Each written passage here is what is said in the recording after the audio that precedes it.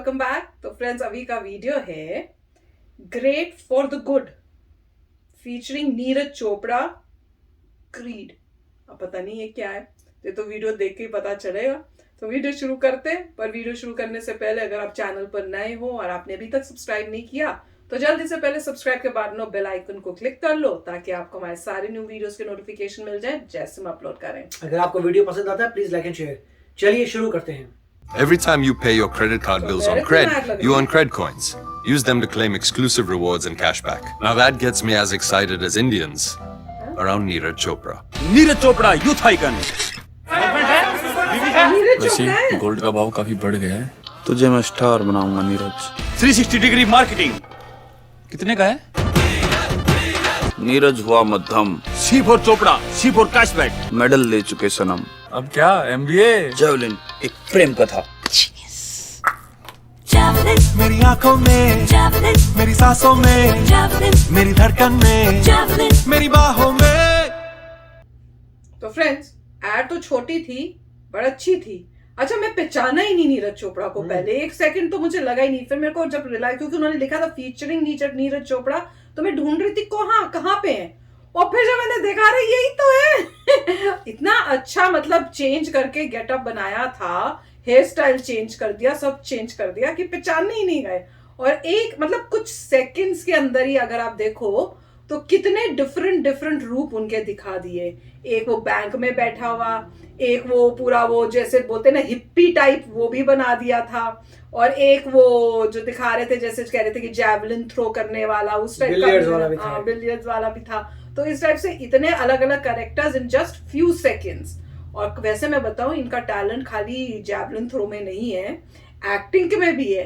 Acting भी बड़ी natural लग रही थी और ऐसा लग रहा था कि कंफर्टेबल है। जैसे कोई पहली बार अगर एक्टिंग करता है ना, खासकर अगर कोई स्पोर्ट्समैन हो, क्रिकेटर्स जब कितने सारे हमने देखे हैं कि वो जब शुरू में एड्स करते हैं, उनको दिखता है कि वो बहुत अनकंफर्टेबल हैं, कॉन्शियस है, और ठीक एक्टिंग उनसे वो नेचुरल एक्टिंग नहीं होती।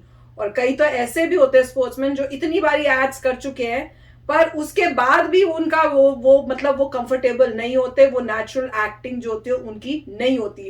एड्स में आते हैं क्योंकि पॉपुलर है, पर एड्स उनकी वो इतनी बढ़िया नहीं होती। पर ये मुझे लगता है इनकी पहली एड है और इतनी फैंटास्टिक एक्टिंग थी, ऐसे लगा ही नहीं कि कोई पहली बारी कैमरा को फेस कर रहा है, एक्टिंग कर रहा है। ये तो नेचुरल, एक और इनका टैलेंट है एक्टिंग में, और बहुत अच्छी नेचुरल थी। मैं तो कह रही हूँ अगर मूवीज भी करेंगे ना, और अच्छी मूवीज कोई करें तो हिट हो सकते हैं, इतनी अच्छी इनकी एक्टिंग थी। और स्टाइल ऑफ स्पीकिंग भी बड़ा अच्छा था, तो उससे और भी मतलब अच्छा लग रहा था इनकी एक्टिंग में। पर ये मुझे नहीं पता ये क्रीड है क्या, क्रीड कोई क्या क्रेडिट कार्ड कंपनी है, क्या है वो मुझे नहीं पता चला। क्योंकि शुरू जब हुई तो जो आए हुए थे मेरे ख्याल से वो तो अमेरिकन, मैंने शायद टीवी में इनको देखा हुआ है, शायद सीरियल्स में या कहीं, बड़ी जानी पहचानी शक्ल लगी थी मुझे। और फिर उन्होंने कहा कि भैया अराउंड और इंडियंस का कुछ बोल के फिर उन्होंने कहा जैसे कि अराउंड नीरज चोपड़ा, और फिर उनका पार्ट आया इसके अंदर। तो काफी अच्छा लग रहा था, और इसमें थोड़ा सा डांस भी करते हुए दिखा दिया, कुछ हंसी मजाक भी करते हुए दिखा दिया, तो था बड़ा मजेदार। छोटा था, तो अब होप करते हैं कि इनको और ऐसे ऑफर्स आए जो ज्यादा बड़े हो, ताकि देखने में हमें भी मजा आए और हम भी इंजॉय कर सकें। पर ये अच्छा मेरे को लग रहा है ट्रेंड है कि अब जैसे यहाँ बाहर की कंट्रीज में भी जब आप किसी बहुत इंपॉर्टेंट कोई गेम जीत के आते हो, चाहे आप अगर कोई रेस करने वाले हो या आप स्विमिंग में चैंपियन हो, जैसे ओलंपिक्स जीत के आए हो, तो फिर वो कई जो होते हैं ना एड्स, कंपनीज एड्स में आपको लेती हैं।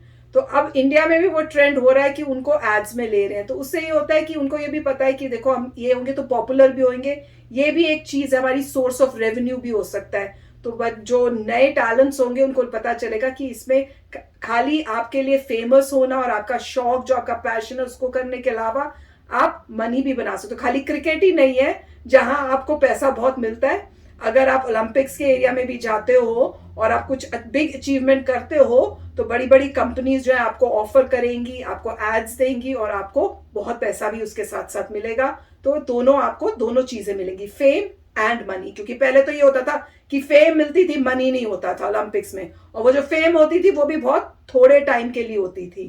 पर अब आपको फेम भी मिलेगा, मनी भी मिलेगा। और एक इनको ऐसी एड मिल गई है, अब वो ट्रेंड मेरे ख्याल से शुरू हो जाएगा और बाकी लोग भी जैसे जो अवार्ड्स लेके आए हैं, जीत के आए हैं मेडल्स ओलंपिक्स में, उनको भी ऐसे ऑफर्स आए कि आप एड्स करो ताकि उनको भी फाइनेंशियल भी थोड़ी हेल्प होती जाए। तो मजा आया देखने में। अब वेट करेंगे कि भाई कब उनको और एड्स मिलती है, अलग अलग कंपनीज से और उसमें आते हैं। तो शुरुआत तो बहुत अच्छी की है इन्होंने।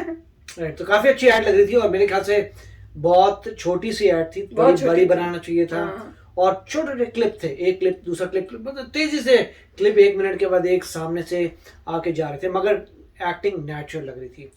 ऐसा नहीं लग रहा था कि उनको कोई डिफिकल्टी हो रही है कुछ हो रही है। छोटा सा क्लिप था मगर काफी लग रहा था आसानी। अब नॉर्मली क्या होता है कि कोई भी जितने भी एथलीट्स होते हैं या बहुत ही अच्छे स्पोर्ट्समैन होते हैं, इवेंचुअली एक उनका जो खेलने का समय बहुत कम होता है, 10 साल के करीब।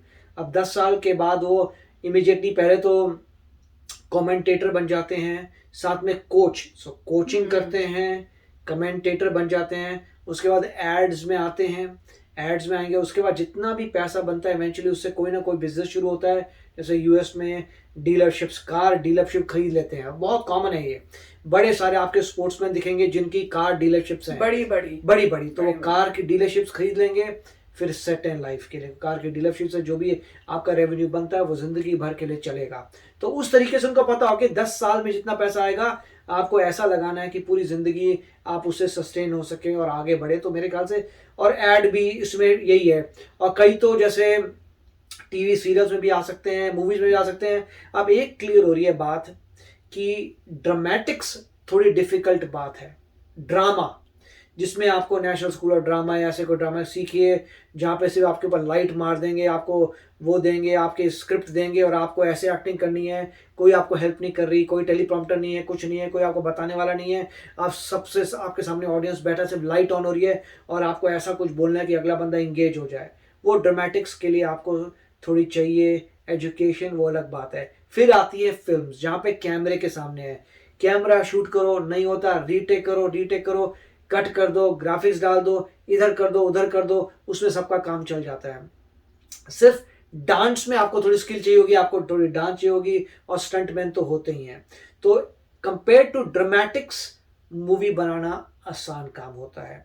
और इसीलिए मेरे को लगता है कि कोई भी इंसान जो है एक्टिंग इन अ मूवी कर सकता है। अब लोग बोलेंगे ऐसे कैसे है, मैं तो यही मानता हूं कि अगर आपको छोटे छोटे क्लिप्स करके ज्वाइन करा दें और जरा कराएं, आपको हेल्प दे दें, आपको वो कर दे, तो आप काफी हद तक मूवी में सक्सेसफुल हो सकते हैं, मगर ड्रामेटिक्स में नहीं हो सकते। अब बहुत सारे आपको नजर आएंगे लोग जो मूवीज में बड़े मतलब फेमस हो गए, जिनकी बेसिकली कोई फॉर्मल एजुकेशन नहीं है ड्रामेटिक्स में, तो वहां मेरे ख्याल से पॉसिबल है। तो मैं यही कह रहा हूं कि मिस्टर नीरज चोपड़ा को भी कहीं ना कहीं एड्स और मूवीज में आना चाहिए, टीवी सीरियल में आ जाए, हिट हो जाएंगे, मुझे लगता है।